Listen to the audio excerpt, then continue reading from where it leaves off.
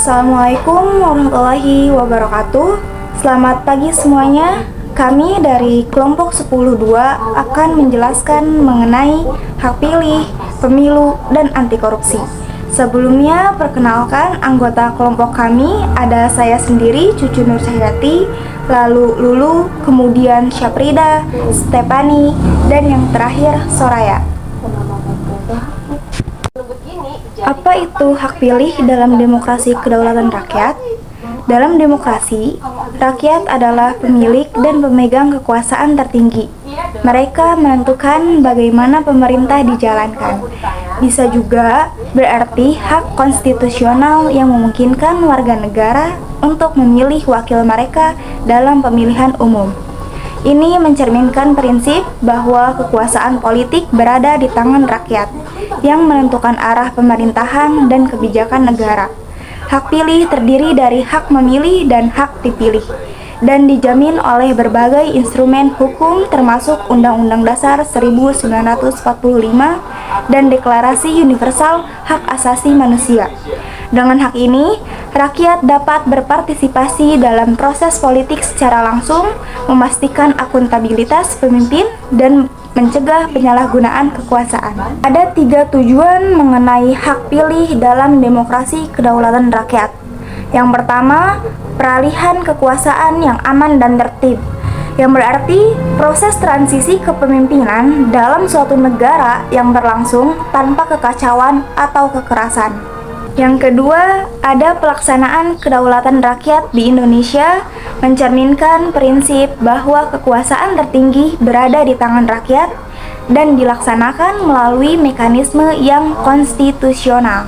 Lalu yang terakhir ada melindungi hak asasi warga negara untuk berpartisipasi, yang berarti menjamin bahwa setiap individu memiliki kebebasan dan kesempatan untuk terlibat dalam proses politik dan pengambilan keputusan.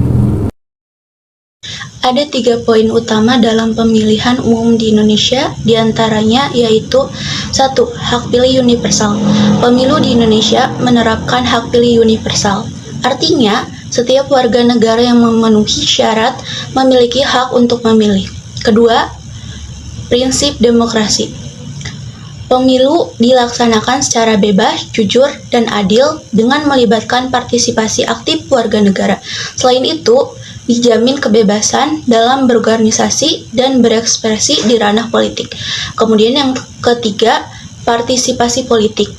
Partisipasi warga negara menjadi elemen penting dalam demokrasi. Pemilu adalah salah satu bentuk nyata dari partisipasi tersebut, memastikan demokrasi berjalan dengan efektif. Selanjutnya, International Covenant on Civil and Political Rights ratifikasi oleh Indonesia menegaskan bahwa semua warga negara memiliki hak untuk memilih dan dipilih secara bebas dan adil. Adapun jaminan hukum hak pilih berdasarkan Undang-Undang Dasar 1945, yaitu pasal 27 ayat 1 yang berbunyi, semua warga negara memiliki kedudukan yang sama di hadapan hukum dan pemerintahan. Kemudian, pasal 28D, yaitu setiap warga negara berhak memperoleh perlindungan hukum yang adil. Kemudian, Undang-Undang Nomor 39 tahun 1999 tentang hak asasi warga negara termasuk hak untuk memilih dalam pemilu. Selanjutnya, masalah daftar pemilih dan ketidaksesuaian DPT. Daftar pemilih tetap atau DPT adalah elemen penting dalam pemilu. Akurasi DPT menentukan apakah setiap warga negara mendapatkan hak pilihnya atau tidak. Namun, ada banyak kasus DPT yang tidak akurat. Misalnya, pada pemilu tahun 2009, sekitar 25-40% pemilih tidak terdaftar dalam DPT. Akibatnya, mereka kehilangan hak pilihnya untuk memilih. Nah, ketidaksesuaian ini memunculkan berbagai masalah, termasuk rendahnya partisipasi dan potensi manipulasi hasil pemilu. Reformasi sistem menjadi solusi utama.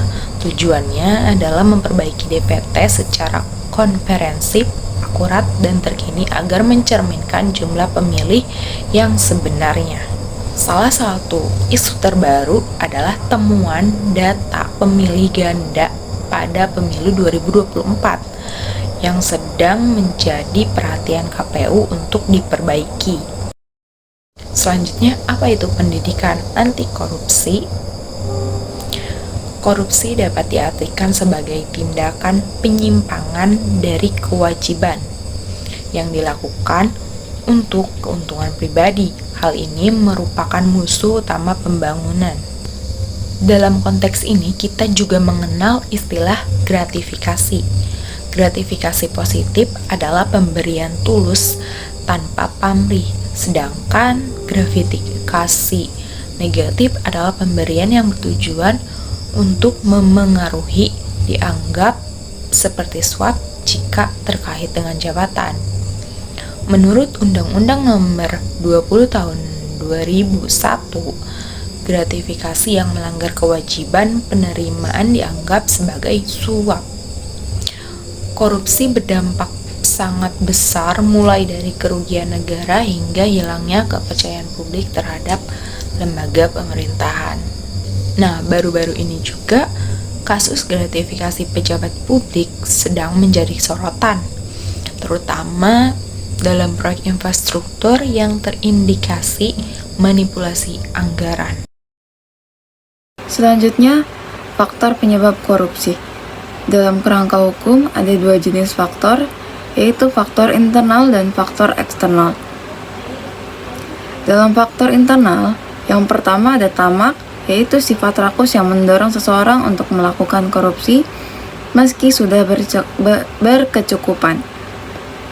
Yang kedua, moral rendah, yaitu seseorang dengan moral lemah lebih mudah tergoda untuk menyalahgunakan kekuasaan. Yang ketiga, gaya hidup konsumtif, yaitu gaya hidup mewah mendorong seseorang untuk mencari uang tambahan secara tidak sah. Lanjut, dalam faktor eksternal, yang pertama ada sifat masyarakat. Korupsi terjadi karena toleransi masyarakat terhadap tindakan koruptif. Yang kedua ada tekanan ekonomi. Dalam tekanan ekonomi yaitu ada pendapatan yang tidak cukup untuk kebutuhan hidup mereka. Beberapa orang mencari jalan pintas. Yang ketiga ada instabilitas politik, yaitu ada kepentingan politik seringkali mempengaruhi perilaku koruptif untuk mempertahankan kekuasaan. Selanjutnya, peran Mahkamah Konstitusi. Pertama ada kasus sengketa DPT. Putusan MK nomor 102 pengujian undang-undang pada tahun ke-7 tahun 2009 memperbolehkan pemilih yang tidak terdaftar dalam DPT untuk tetap menggunakan hak pilih dengan menunjukkan KTP. Yang kedua ada perlindungan hak. MK sebagai penjaga konstitusi memastikan hak konstitusional warga negara terlindungi, bahkan jika mereka tidak terdaftar dalam DPT. Dari materi yang sudah dipaparkan oleh rekan-rekan saya, dapat kita simpulkan menjadi 3 poin. Yang poin pertama yaitu pemilu sebagai hak konstitusional. Pemilu merupakan sarana utama warga negara untuk menyalurkan hak politik mereka. Dalam pemilihan umum, warga negara mempunyai kesempatan untuk mewakili pemerintahannya secara langsung dan terbuka. Konstitusi negara menjamin pemilu sebagai hak setiap warga negara. Tujuannya menjamin kedaulatan rakyat, memilih pemimpin yang representatif, dan mewujudkan politik yang demokratis. Poin kedua yaitu pentingnya DPT yang akurat. Daftar pemilih yang valid sangat penting untuk memastikan partisipasi demokratis yang adil. Daftar pemilih tetap adalah daftar nama pemilih yang berada di suatu daerah tertentu. Berfungsi sebagai dasar untuk menyelenggarakan pemilu, memastikan bahwa setiap warga negara yang memenuhi syarat dapat memilih, karena DPT yang tidak akurat dapat mengakibatkan kecurangan pemilu, mengurangi partisipasi pemilih, dan mempengaruhi hak politik masyarakat. Poin ketiga yaitu pendidikan anti korupsi. Pentingnya peran mahasiswa sebagai calon pemimpin masa depan untuk menjauhi dan memerangi korupsi melalui pendidikan. Mahasiswa mempunyai potensi besar untuk menjadi agen perubahan dan pemimpin masa depan. Pendidikan anti korupsi sejak dini sangat penting untuk menanamkan nilai-nilai kejujuran dan integritas pada peserta didik. Untuk mencegah korupsi, mahasiswa berarti ikut aktif dalam kegiatan kemahasiswaan, memantau kinerja pemerintah, dan menjadi teladan bagi masyarakat. Demikian pemaparan materi mengenai hak pilih, pemilu, dan anti korupsi. Memilih adalah hak Anda sebagai warga negara. Gunakan hak Anda untuk memilih dengan bijak dan pantau terus pemilu untuk memastikan pemilu berlangsung dengan adil dan demokratis. Sebagai generasi muda, mari ambil bagian dalam anti korupsi untuk memajukan Indonesia.